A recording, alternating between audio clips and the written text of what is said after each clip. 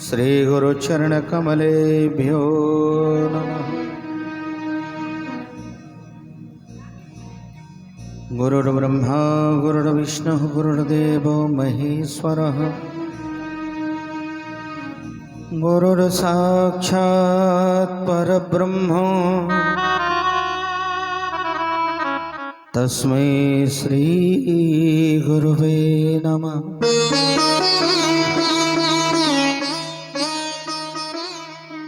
ध्यानमूलं गुरुमूर्ति पूजामूलं गुरुपदं मंत्रमूलं गुरुर्वाक्यं मोक्षमूलं गुरुकृपा।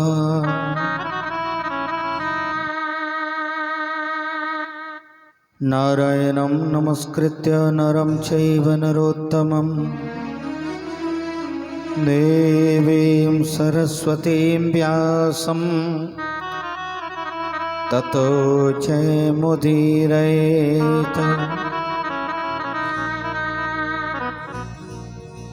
ध्येयं सदा परिवमग्नमभीष्टदोहम् तीर्थास्पदं शिवविरिञ्चनुतं शरण्यम्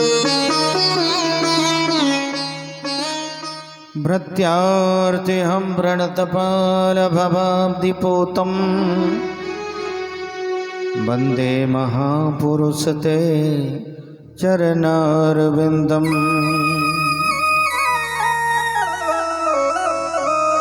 वंशी विभूषितकरानवनीरदाभा पीताम्बरातरुणबिम्ब फलाधरोष्ठात् गूढेन्दुसुन्दरमुखादरविन्दनेत्रा कृष्णात् परं किमपि तत्त्वमहं न जाने। या देवी सर्वभूतेषु पात्ररूपेण संस्थितः नमस्तस्यै नमस्तस्यै नमस्तस्यै नमो नमः। अतुलितबलधामं हेमशैलावदेहं दनजवनकशानुं ज्ञानिनामग्रगण्यं सकलगुणनिधानं वानराणामधीशं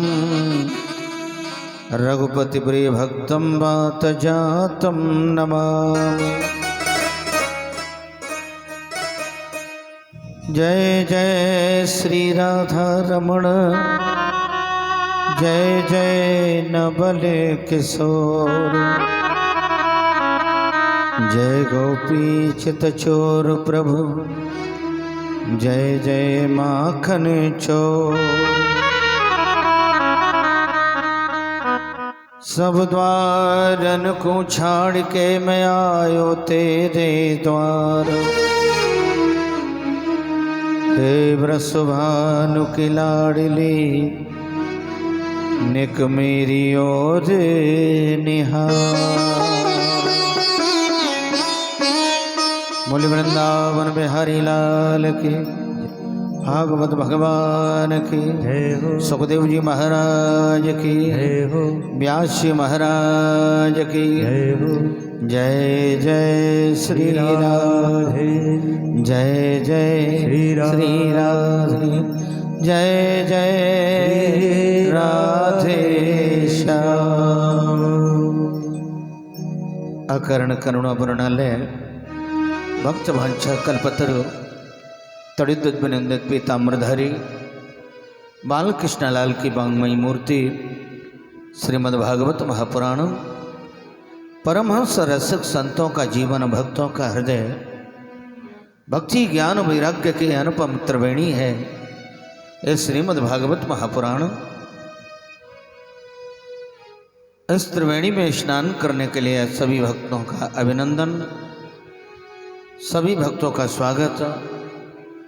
दूर दूर से पधारे हुए भक्तगण, भक्तिमती माताएं, श्रद्धामती बहनें, ज्ञान वैराग्य स्वरूपा पुरुष वर्ग, जिनके हृदय मंदिर में विराजमान आत्मस्वरूप परमात्मा को बार बार वंदन बार बार नमन करते हुए आज की भागवत रूपी त्रिवेणी में हम सब प्रवेश करते हैं।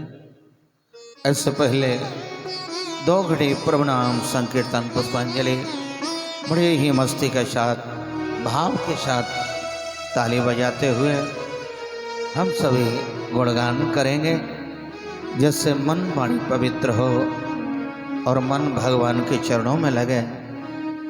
यही जीवन का परमोत्कृष्ट लाभ है सज्जनों। सारे वेद, सारे शास्त्र, सारे पुराण यही इंगित करते हैं कि एन केन प्रकारेण हमारा मन भगवान के चरणों में लगे, जिसके लिए हम सब भगवान नाम कीर्तन के अधिकारी बने और हमारा मन निर्मल बने। और जब मन निर्मल होगा उसी मन मंदिर में भगवान का आगमन होगा, और भगवान जब आ जाएंगे तो चारों तरफ आनंद ही आनंद होगा। तो आइए उसी आनंद को लेकर हम परमानंद की ओर चलें। परमानंद का मतलब है परमात्मा की प्राप्ति, और ये तभी होगी जब हम बड़े ही मनोभाव से, हम तन्मयता के साथ नाम जप करेंगे।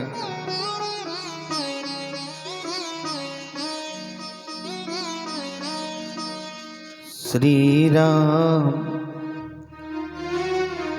श्री राम जय राम जय जय जय राम।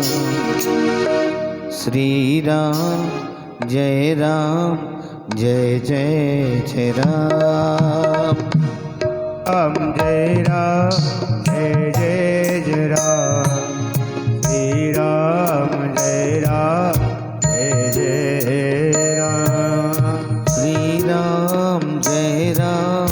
जय जय राम।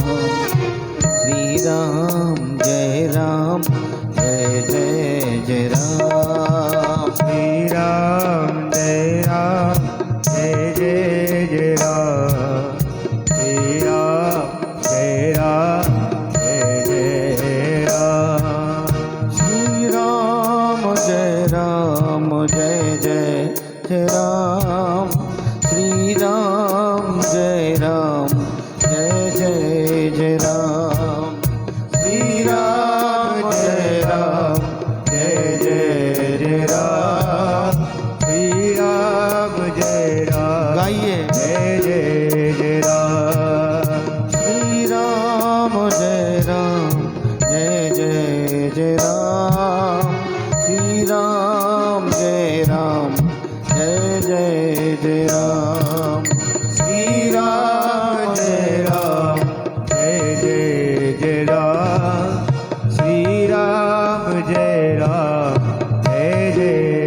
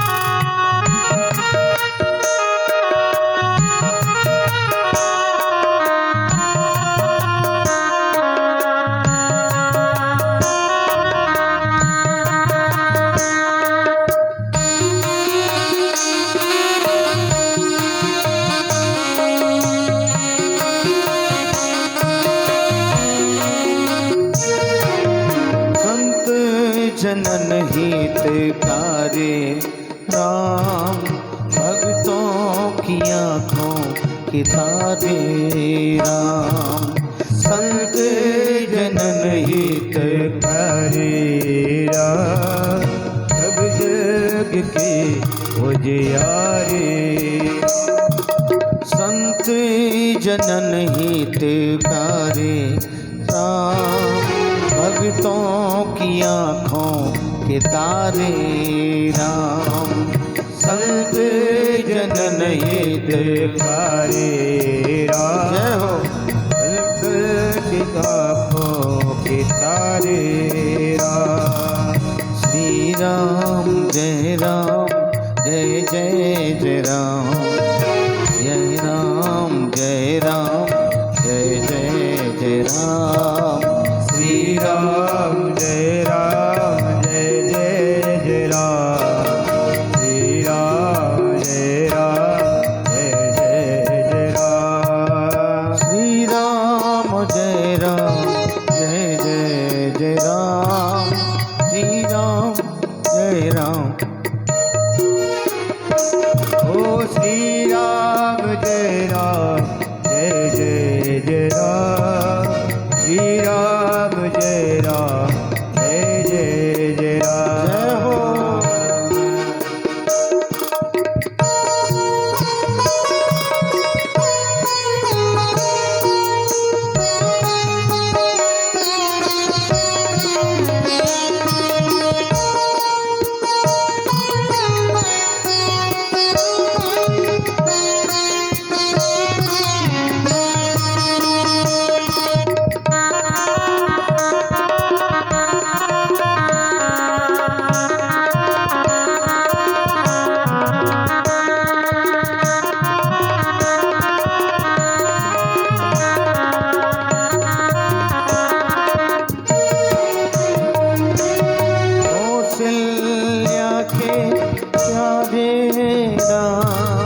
दशरथ राज दुलारे राम।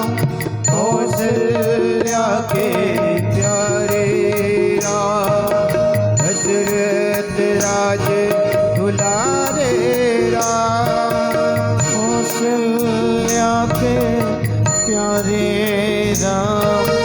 दशरथ राज दुलारे राम। कौशल्या के प्यारे राम।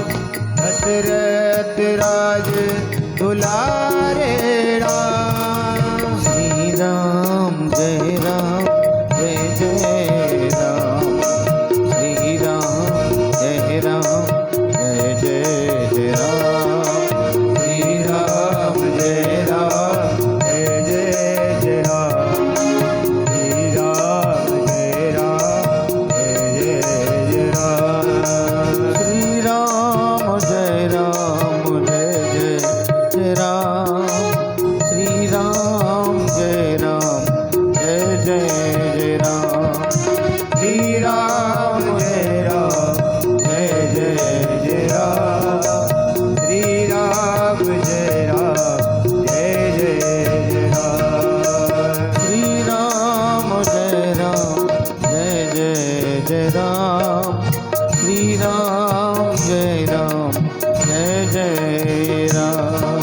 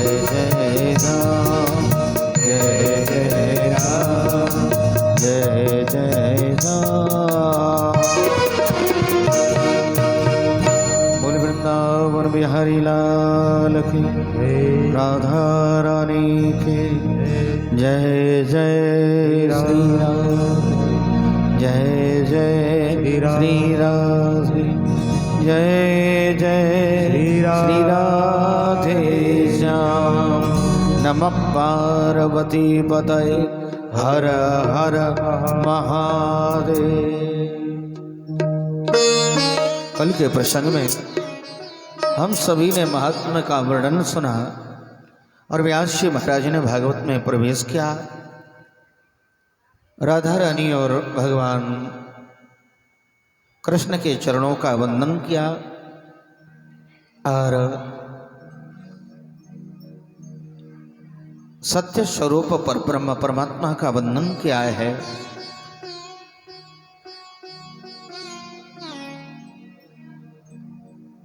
दिव्य मंगलाचरण किया।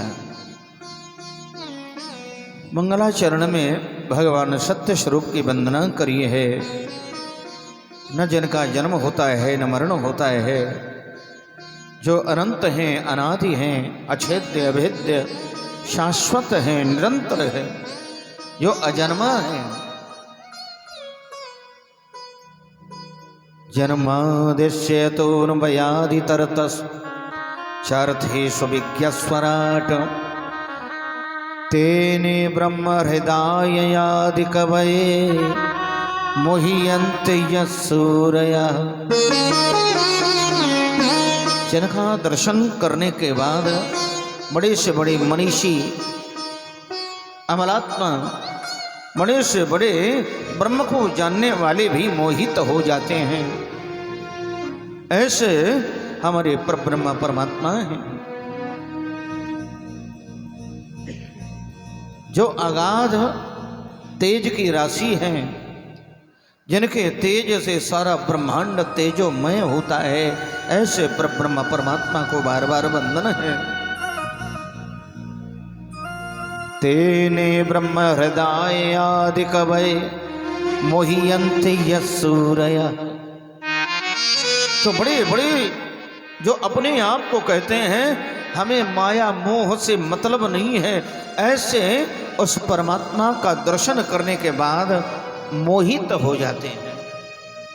ऐसे हैं हमारे प्रभु। कोई उनका दर्शन करे तो सही। जो न निराकार ब्रह्म के उपासक हैं, वो भी भगवान का दर्शन करने के बाद मोहित हो जाते हैं। ऐसा स्वरूप है मेरे प्रभु का।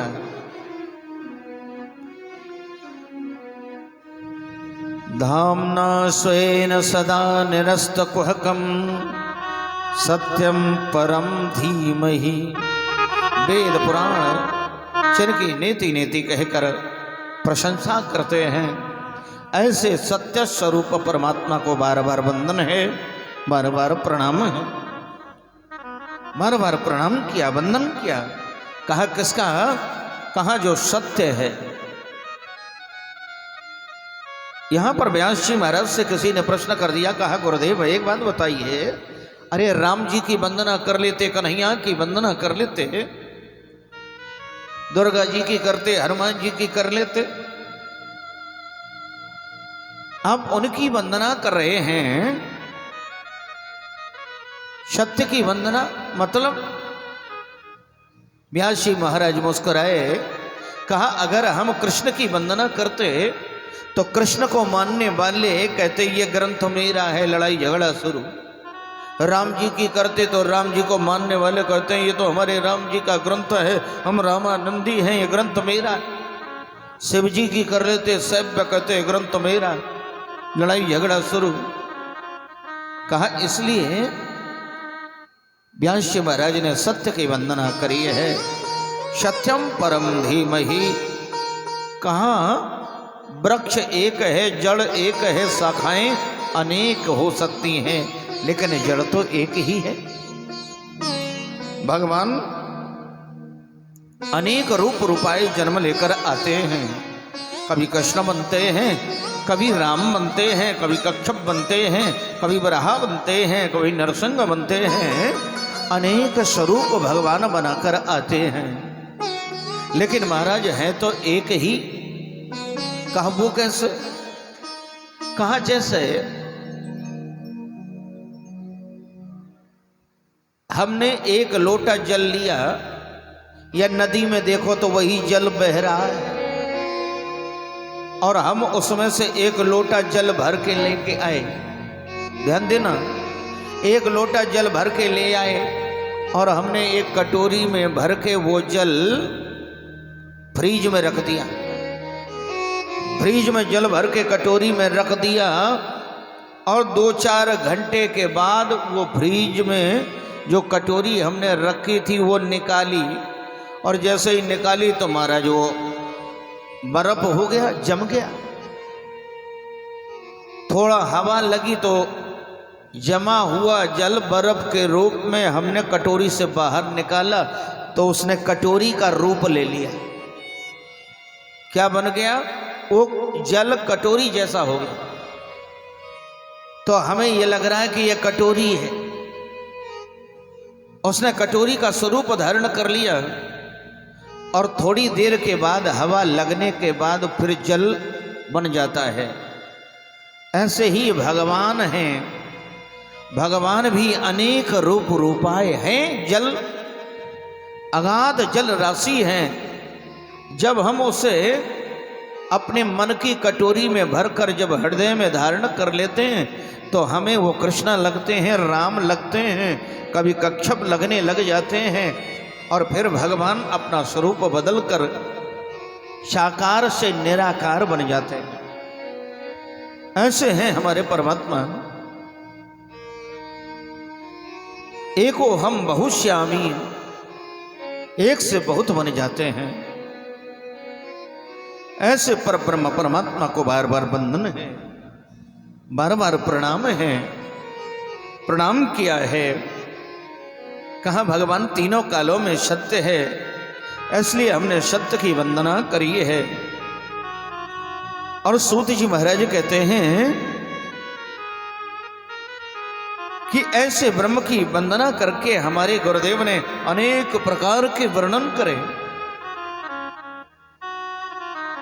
शौनकादिक ऋषियों ने एक प्रश्न किया, कहा गुरुदेव एक बात बताएं, व्यास जी का जन्म कैसे हुआ, ये किनके बेटा थे, और इनके यहाँ सुखदेव जी महाराज कैसे आए, जिन्होंने राजा परीक्षित को कथा सुनाई, कृपा करके इनके व्यास जी के बारे में बताइए, इनके बेटा सुखदेव जी के बारे में बताइए, जिन्होंने ये भागवत लिखी इनके बारे में भी तो बताइए। तो सूत जी महाराज वर्णन करते हैं, व्यास जी महाराज ने 17 पुराणों की रचना कर दी। कितने? 17 पुराण लिख दिए। 17 पुराण लिखने के बाद व्यास जी महाराज चिंता में बैठे हैं। इन्हें भी चिंता का रोग लग गया, और एक दिन नारद बाबा का आगमन हुआ।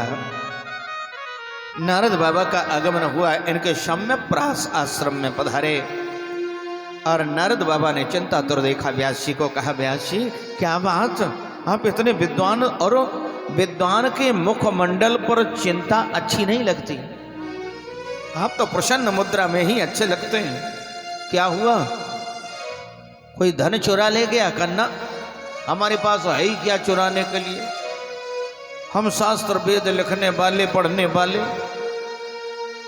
का फिर क्या हो गया, तुम्हारी फसल जल गई ना? गत वित्तो यथा जन। का फिर क्या हुआ, तबीयत खराब है? कन्ना का फिर चिंता काहे बात की, बेटी विवाह को? कन्ना व्यापार में घाटा लग गया? का वो भी नहीं। का फिर परेशानी क्या है? का परेशानी कुछ नहीं, और ये भी पता नहीं लग रहा हम अशांत क्यों हैं। हमने 17 पुराणों की रचना कर दी, फिर भी मन अशांत है, मन को शांत करने का कोई उपाय नहीं दिख रहा है।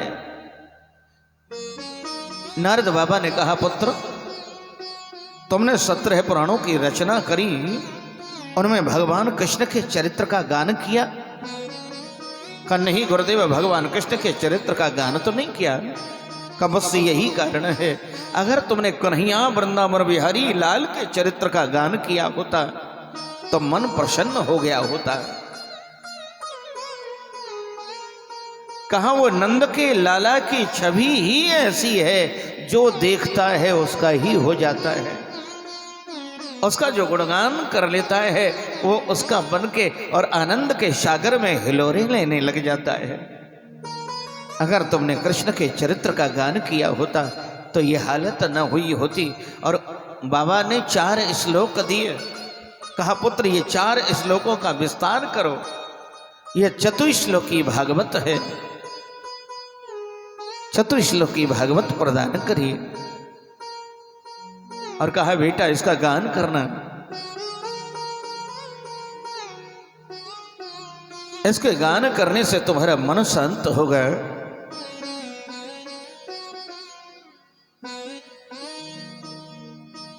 कृष्ण कहने से तर जाएगा, पार भव से उतर जाएगा।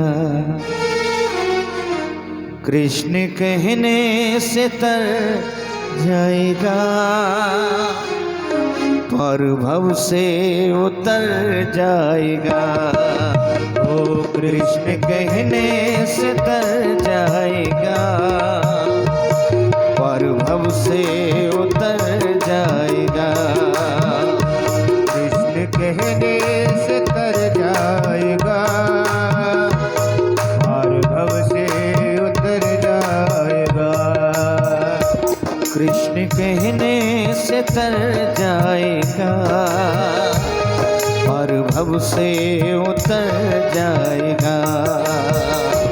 कृष्ण कहने से तर जाएगा, पार भव से उतर जाएगा। जय हो।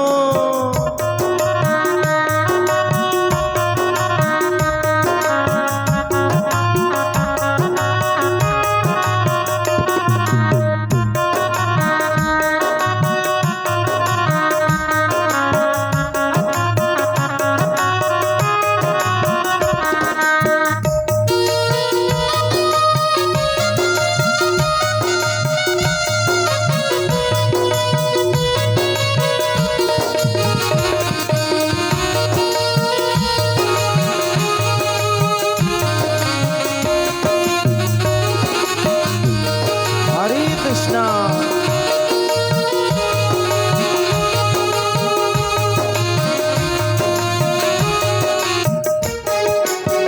ये शरीर बड़ी मुश्किल से मिला है। 84 लाख योनियां भोगने के बाद ये मानव चोला मिला है, और इसी से भगवान का भजन हो सकता है, और किसी योनि में भगवान का भजन नहीं होता। बड़ी मुश्किल से नर तन मिला, बड़ी मुश्किल से नर तन मिला, क्या पता फिर किधर जाएगा। ओ क्या बड़ी मुश्किल से नर तन मिला, क्या पता फिर किधर जाएगा। बड़ी मुश्किल से नर तन मिला, क्या पता फिर किधर जाएगा। बड़ी मुश्किल से नर तन मिला, क्या पता फिर किधर जाएगा। कृष्ण कहने से तर जाएगा, और भव से उतर जाएगा।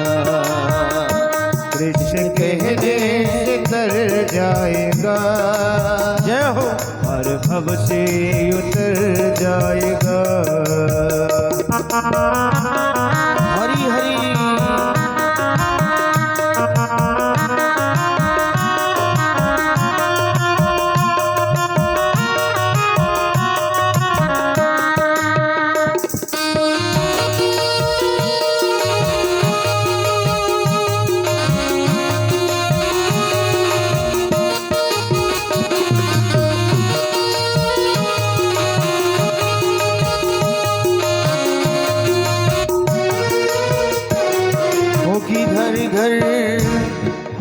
होगी घर घर, होगी घर घर, होगी घर घर, होगी घर घर में चर्चा तेरी, होगी घर घर में चर्चा तेरी। काहे की तो इस संसार में रहते हुए जैसे कर्म करके जाएगा, पीछे चलने वाले लोग उसका गुणगान करेंगे।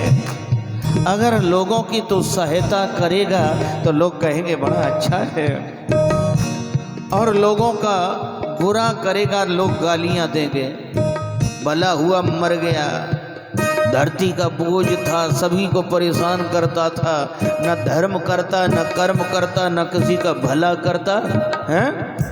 ऐसे तो अच्छे हैं, ये धरती के बोझ उतर गए हैं। होगी घर घर, होगी घर घर, होगी घर घर में चर्चा तेरी, होगी घर घर में चर्चा तेरी।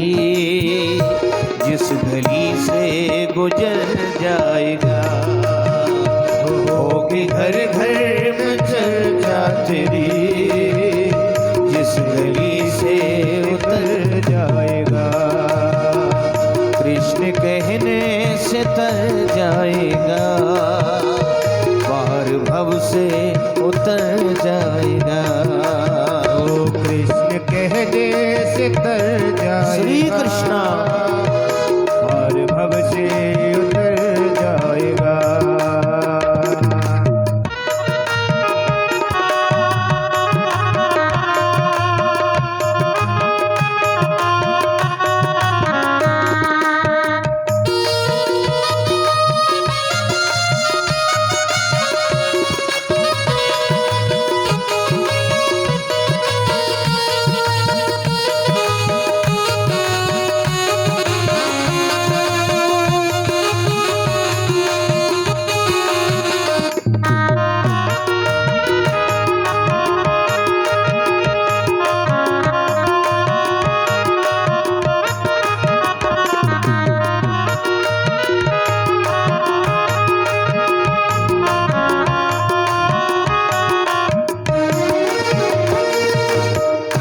सब कहेंगे, सब कहेंगे, सब कहेंगे कहानी तेरी, सब कहेंगे कहानी तेरी। काम ऐसा जो कर जाएगा, वो सब कहेंगे कहानी तेरी, काम ऐसा तू कर जाएगा, सब कहेंगे कहानी तेरी, काम ऐसा जो कर जाएगा, ओ सब कहेंगे कहानी तेरी, जय हो। आप ऐसा तू कर जाएगा। कृष्ण कहने से तर जाएगा, पार भव से उतर जाएगा, कृष्ण कहने से तर जाएगा, पार भव से उतर जाएगा। बलिहारी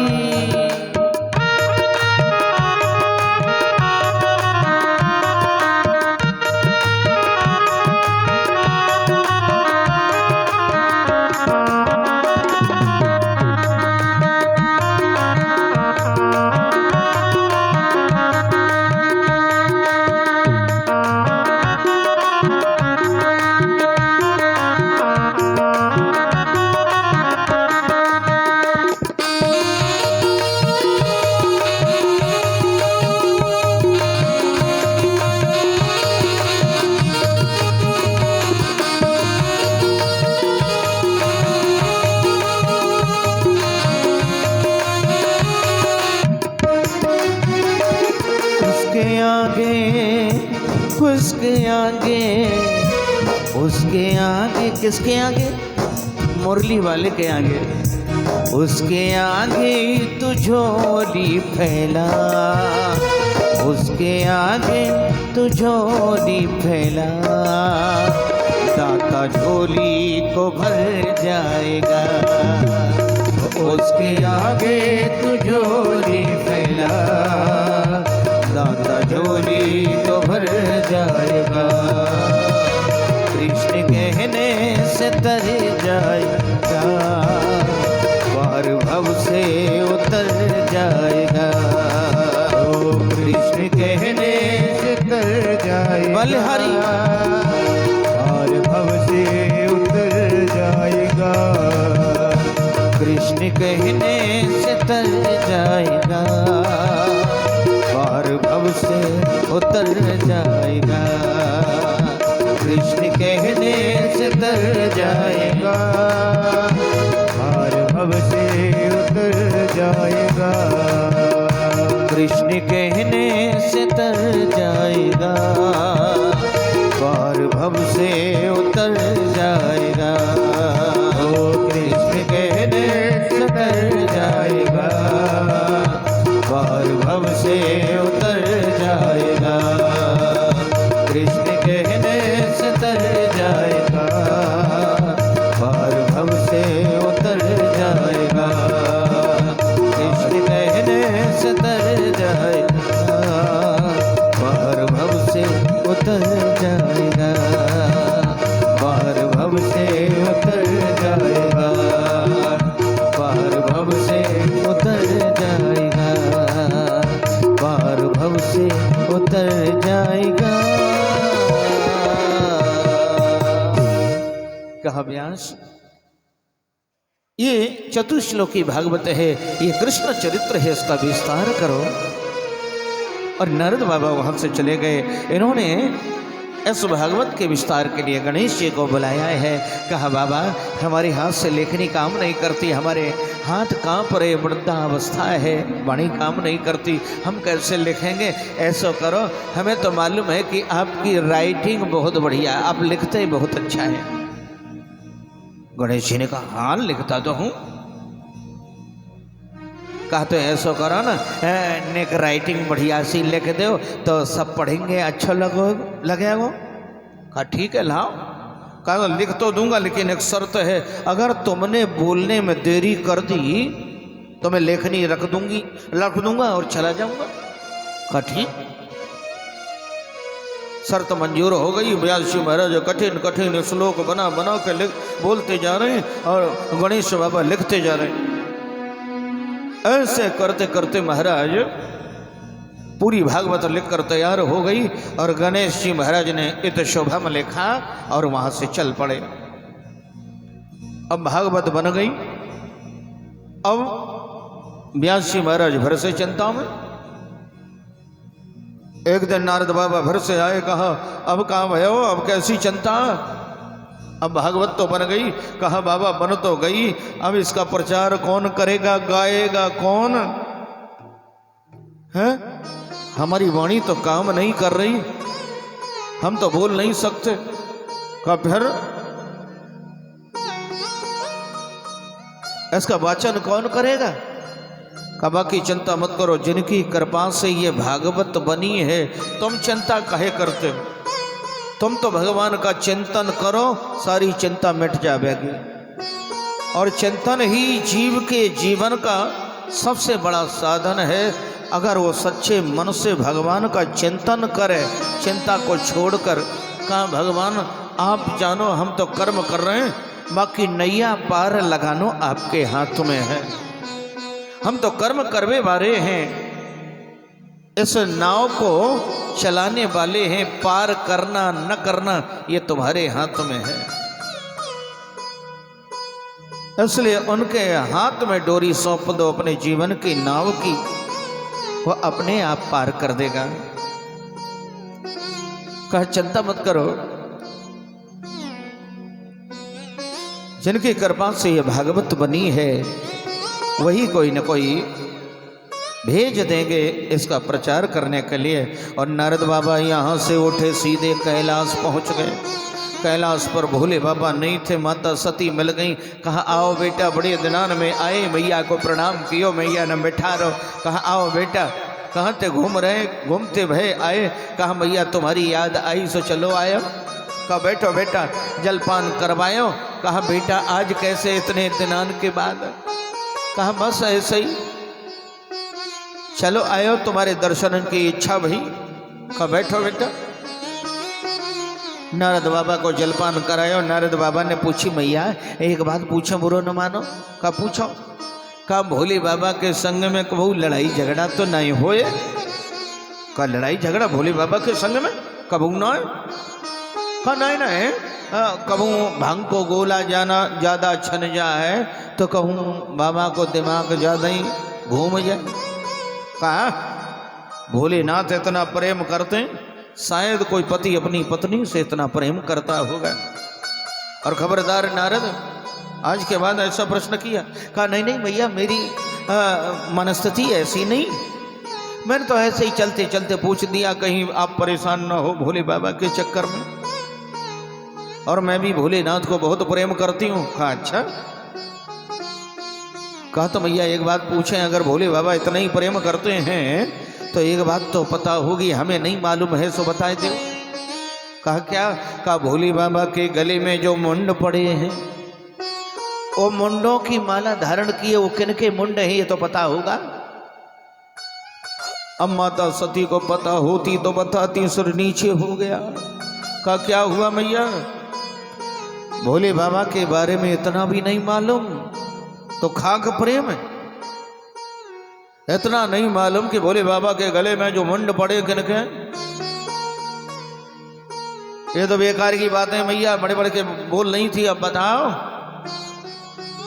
और नारद बाबा वहां से चल पड़े। का हो गया काम। चल पड़े। मैया सती सिर नीचे किए बैठी। हे भगवान भोले बाबा के बारे में इतना पता ना है हमें, आन देव भोलेनाथ को आज बढ़िया खबर लूंगी। हाँ अब माता सती महाराज फटे पुराने कपड़ा पहन के खूब भवन में चली गई और नारद बाबा कैलाश से नीचे उतरते भय आए रहे। और इधर से भोलेनाथ कैलाश पर चल रहे। भोले बाबा ने दूर से देखा ये नारद हमारे यहां से आ रहा है, लगता हमें लगता कुछ न कुछ गड़बड़ करे आया, और ये जहां जाता है सब कहीं न कहीं गड़बड़ कर ही आता है। नारद को मतलब ही जहां नारद जाए वहां लड़ाई झगड़ा निश्चित है। और ऐसे ही मत समझियो कि नारद को मतलब लड़ाई झगड़ा है। नारद को मतलब है जिससे नारद मिल गए उसे भगवान जरूर मिलेंगे, ये निश्चित है। और नारद जैसा संत कोई ब्रह्मांड में दूसरा है ही नहीं। अगर संत नारद जैसा मिल जाए उसे भगवंत जरूर मिलते हैं।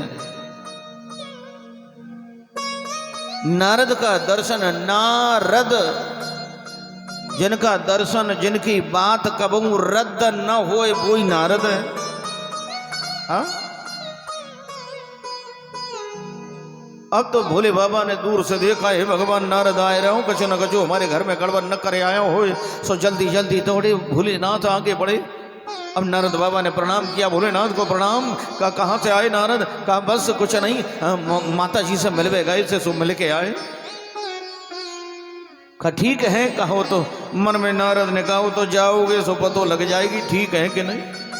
और माता जी वहां मुंह भुलाए बैठी को भवन में। अब तो नारद चले गए। भोले बाबा जल्दी जल्दी कैलाश पर पहुंचे, मुख्य द्वार पर पहुंचे, गुफा के नंदी मिल गए। कहा बेटा तुम्हारी मैया कैसी है? कहा मैया भीतर होंगी। अब भीतर गए, द्वारपाल खड़े थे दरवाजे पर। कहा मैया तुम्हारी कहाँ है? कहा भीतर कोप भवन में। कोप भवन में माता सनक गया, हो गया काम। नारद को गड़बड़ कर गया। अब जैसे ही भोलेनाथ कोप भवन में भीतर गए हैं और माता सती फटे पुराने कपड़ा पहने, मुंह भुलाए, नाक भुलाए बैठी। अब भोलेनाथ आगे बढ़े, जैसे ही मनावे को प्रयास कियो, हाथ पकड़ो माता सती को। और जैसे ही हाथ पकड़ा वैसे ही माता ने हाथ झटक दिया। खबरदार हमसे बात करी। हाँ आज हम समझ गई तुम इतने बड़े कपटी निकलोगे। वो तो नारद ने हमारी आंखें आज खोलती नहीं तो हम तो धोखा ही में रहती कि भोलेनाथ हमें बड़ा प्रेम करें। यही प्रेम हमारे प्रेमी। आज पतो लग गई। कहा हुआ क्या? नारद ने ऐसा क्या तुम्हारी आंख खोल दी? कहा अच्छा, तुमसे बड़ा कपटी मैंने नहीं देखा। कहा हमने ऐसा क्या कपट कर दिया? वो तो नारद ने आज हमें बता दिया, नहीं हम तो अंधेरे में पड़ी थी। का मतलब क्या है? कहा भोलेनाथ ये बताइए तुम्हारे गले में मुंड माल पड़ी है, किनके मुंड हैं? अच्छा। कहा देवी ये न पूछो तो ही अच्छा है। कहा अब तो बिल्कुल निश्चित है, आप बताना नहीं चाहते। कन्फर्म हो गया।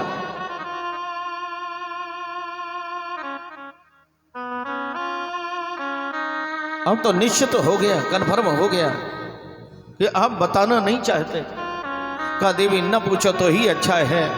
अब माता ने जिद करी है, ज्यादा जिद करी तो भोलेनाथ ने कहा सती सुनो, अगर तुम ज्यादा ही जिद कर रही हो तो सुनो, ये और किसी के मुंड नहीं है।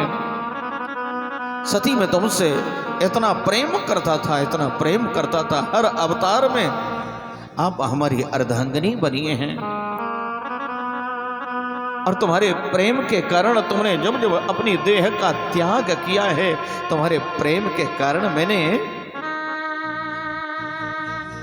तुम्हारे शरीर से तुम्हारे मुंड को निकाल कर अपने हृदय पर धारण किया, अपने हृदय पर सजाया है। और जैसे ही इतनी बात कही है सज्जनों माता सती से भोलेनाथ ने, वैसे ही माता सती रोते हुए भगवान भोलेनाथ के चरण पकड़ लेती हैं। कहा भोलेनाथ मुझे क्षमा कर देना, मुझसे बहुत बड़ा अपराध हो गया, मैं समझ नहीं पाई। आप इतना प्रेम करते थे कि आपने हमारे मुंड को अपने हृदय पर धारण किया। कहा हाँ देवी। भोलेनाथ ने माता सती को उठाया, हृदय से लगाया है और बिठाया। कहा देवी मैं तुमसे इतना प्रेम करता हूं। अब माता सती ने फिर से एक बात कही। कहा भोलेनाथ एक बात हमारी समझ नहीं आई कि हमें बार बार मरना पड़ा और आप हमारे मुंड को अपने गले में धारण करते रहे, लेकिन आप वैसे के वैसे ही बैठे, आपको बुखार तक नहीं। ऐसी आपने कौन सी घूंटी पी ली, कौन सा चमनप्राश खा लिया है? कौन सा रसायन पी गए जो आप वैसे के वैसे? कहा देवी हमने अमर कथा का पान किया है, इसलिए हम अमर हैं। तो माता सती ने कहा फिर तो और भी बड़े कपटी। कहा क्यों?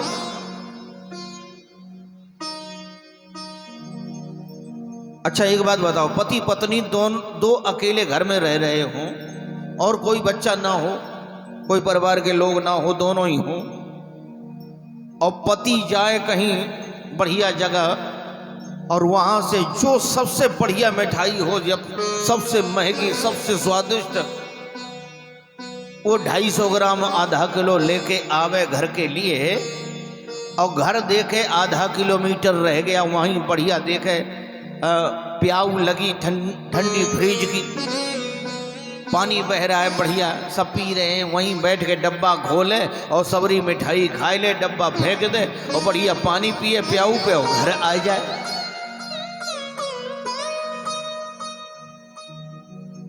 तो बताओ ये पत्नी के संग में कपट नहीं तो क्या है? कपट है? अरे लेके आते मिठाई, दोनों बैठ के संग में खाते और इसके बाद में हम बढ़िया जलपान करते, तब तो पत्नी से प्रेम।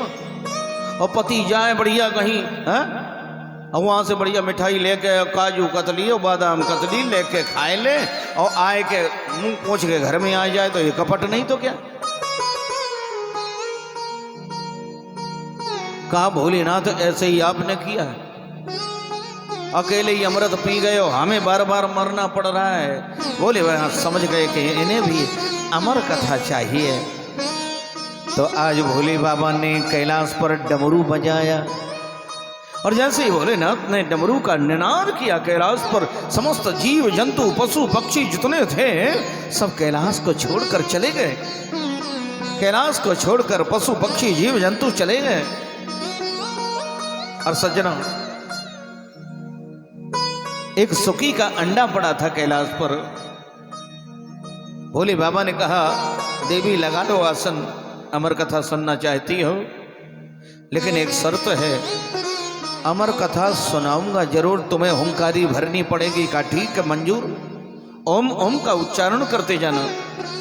और भोले बाबा मस्त होकर नेत्र बंद करके भगवान की भागवत की कथा सुना रहे। कैसे? माता सती को कथा सुना रहे भोलेनाथ, और माता ओम ओम का उच्चारण करती जा रही हैं।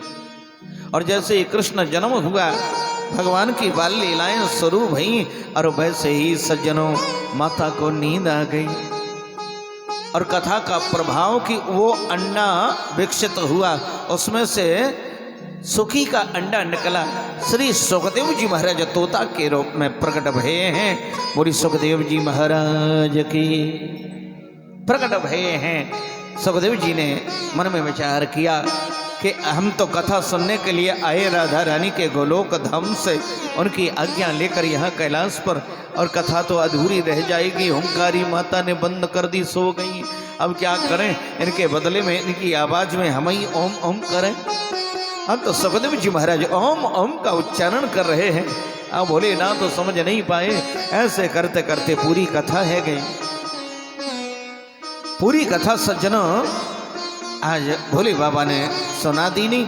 और जैसे ही नारायण भगवान का जयकारा लगा, बोले नारायण भगवान की, नारायण भगवान का जयकारा लगा। और वैसे ही आज भोले बाबा ने नेत्र खोले तो देखा सामने सुख बैठे हैं, ओम ओम का उच्चारण कर रहे। अब तो समझ गए। माता सती भी जाग गई। माता सती ने कहा, भोलेनाथ कथा सुनाइए ना। हो गई कथा? का कथा तो पूरी हो गई। कहा, महाराज हमें तो कृष्ण कथा के टाइम में नींद आ गई। का फिर हुंकारी कौन भर रहा था? तो गुफा के द्वार पर छुपकर सुखदेव जी महाराज ओम ओम का उच्चारण मस्त होकर कर रहे थे। बाहर आकर देखा, ओहो, तो ये चोर बैठकर चुपचाप कथा सुन रहा था।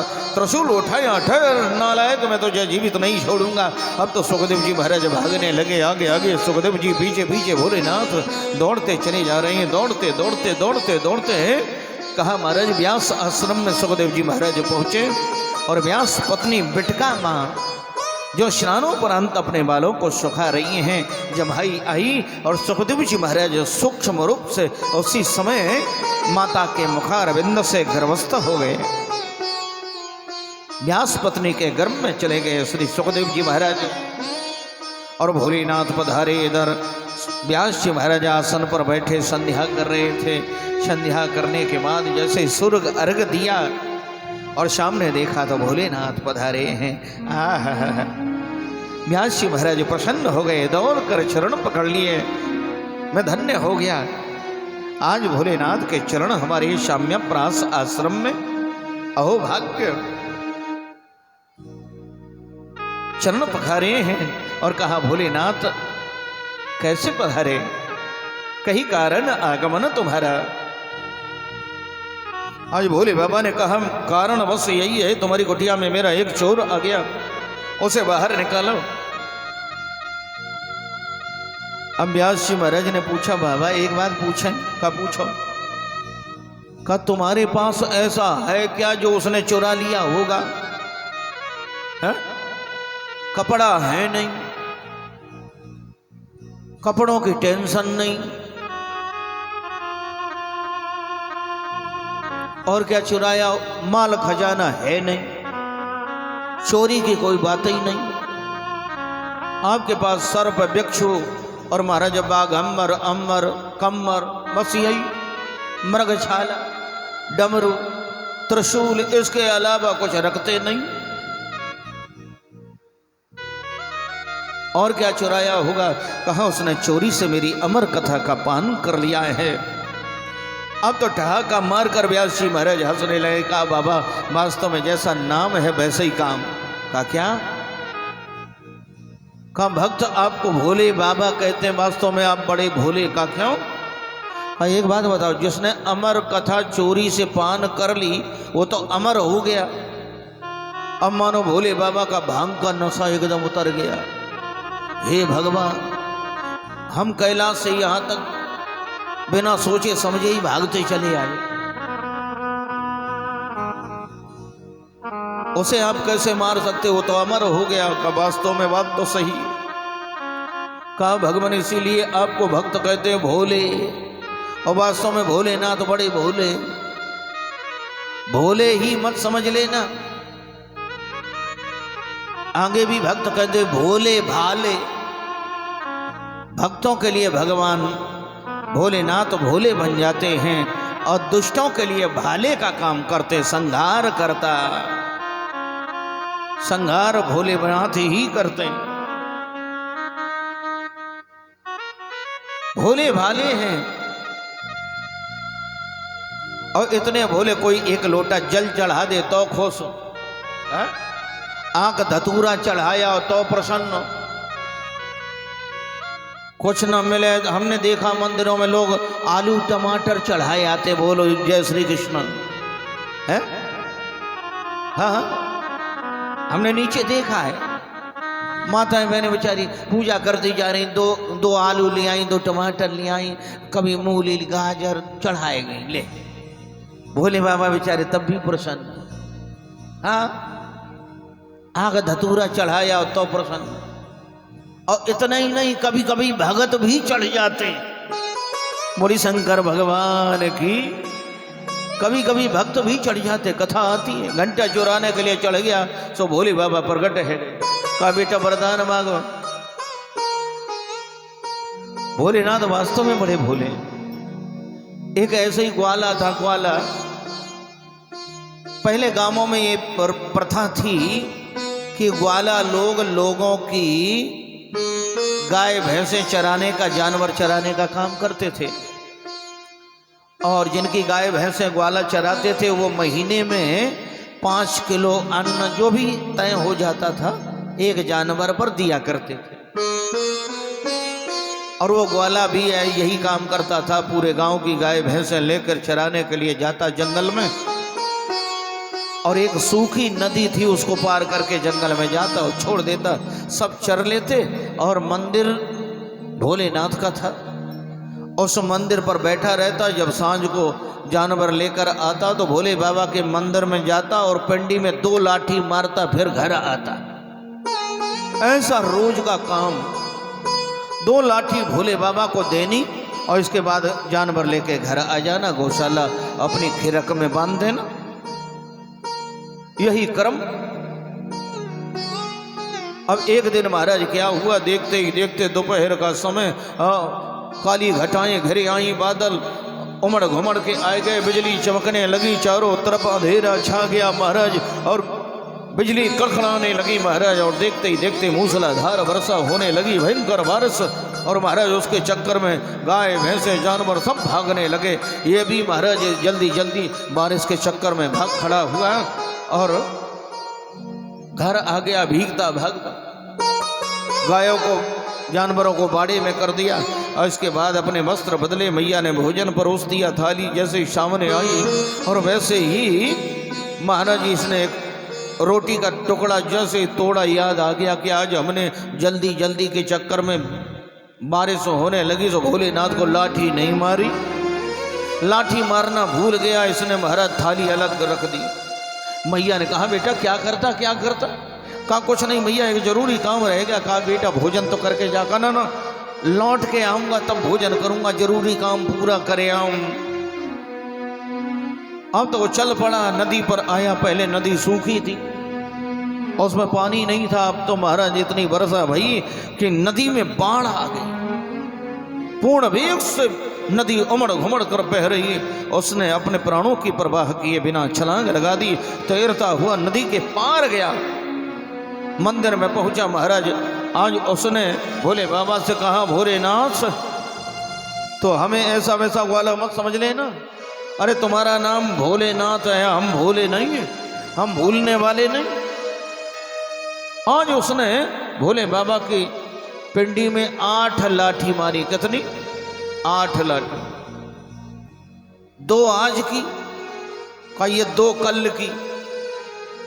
और 4 ये लो एडवांस बुकिंग। ज़्यादा बरस गया कहीं और ना आ पाया। 8 लाठी मारी और जैसे ही 8 लाठी मारी है सज्जनों, वैसे ही भोले बाबा प्रकट हो गए। बोले शंकर भगवान भोलेनाथ प्रकट हुए हैं और कहा बेटा वरदान मांग ले।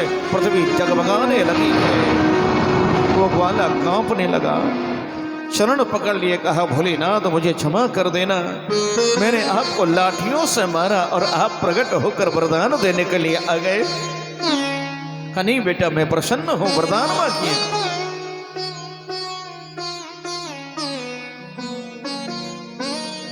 और उस ग्वाले का नाम क्या था मालूम है? उस ग्वाले का नाम था बैजू। क्या नाम था? बैजू। कहा बैजू हमारी सेवा के लिए फर्क ये नहीं पड़ता कि कौन क्या चढ़ा रहा है, हमारी सेवा में भाव की प्रधानता है। उसका भाव पवित्र हो, लगन उसकी निर्मल हो, लगाव उसका एकदम सटीक होना चाहिए। ये नहीं कि आज जुखाम हो गया तो मंदिर जाना बंद। किसी ने पूछा आज मंदिर काहे नहीं आए? कहा क्या बता, मैं थोड़ा फीवर जैसा था। ले तो पहले पूजा ही बंद हो जाती। कहा आज छींक आ गई। अरे छींक आ गया? कहा इसलिए मंदिर नहीं आए, जुखाम सा लग रहा था, कहीं हो न जाए। ले पहले भगवान की पूजा बंद होती और कुछ नहीं, खाना बंद नहीं है। और जिस दिन जुखाम ज्यादा होगा उस दिन चाय ले, कॉफी ले, ड्राई फ्रूट और लाओ, फल और लाओ। हाँ पर और कुछ बंद नहीं होता, बस भगवान की पूजा बंद। और भगवान भोलेनाथ ने कहा पुत्र तूने अपने प्राणों की भी परवाह नहीं करी। अरे कहीं डूब जाता, मर जाता, उस बाढ़ में बह जाता, नदी में तैरता हुआ आया है, इसलिए वरदान मांग ले, क्या चाहिए? बैजू ने कहा भगवान बस आपकी शरण कमल मिलते रहे, इनकी सेवा इस बैजू को मिलती रहे और आपका जब चाहूं दर्शन मिलता रहे। और जीवन में अब कुछ चाह बची कहां है? आपका दर्शन मिल गया। आज भगवान भोलेनाथ ने कहा पुत्र आज से लोग हमारे नाम से नहीं हमें जानेंगे, हमें तुम्हारे नाम से जानेंगे। भक्त के नाम से भगवान की पहचान होगी। आज मैं धन्य हो गया तुम जैसे भक्त को पाकर। भगवान की भगवत्ता भक्त के भक्ति से धन्य हो जाती है। अगर भक्त की भक्ति सच्ची और पवित्र होती है तो भगवान अपने आप को धन्य मानते हैं कि हमें ऐसा भक्त मिला। और उस पिता की, ध्यान देना, उस पिता की और भी इज्जत बढ़ जाती है जिस पिता को पुत्र के नाम से लोग जाने।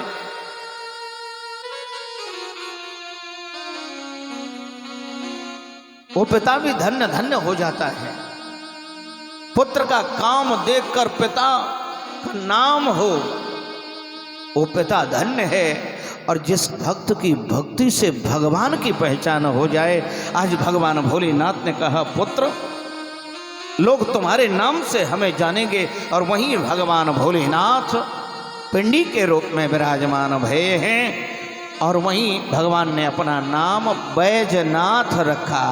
बोले बैजनाथ भगवान की। वही बैजनाथ भगवान कहलाए हैं जो बिहार में लोग जाते हैं बैजनाथ जी का दर्शन करने। उसी ग्वाले के नाम से भगवान आज भी वहाँ बैठे हुए हैं, जिसे देवघर कहते हैं, बैजनाथ धाम कहते हैं। वहीं भोले बाबा विराजमान भय। ऐसे हैं भगवान भोलेनाथ। भक्त संत गाते हैं हमारे भोले बाबा को अनाड़ी ना समझो, हमारे भोले बाबा को अनाड़ी ना समझो, हमारे भोले बाबा को अनाड़ी ना समझो, अनाड़ी न समझो, अनाड़ी न समझो, अनाड़ी न समझो, अनाड़ी न समझो, अनाड़ी न समझो, खिलाड़ी न समझो, अनाड़ी न समझो, खिलाड़ी न समझो, हमारे भोले बाबा को अनाड़ी ना समझो, हमारे भोले बाबा को अनाड़ी न समझो। हर हर महादेव।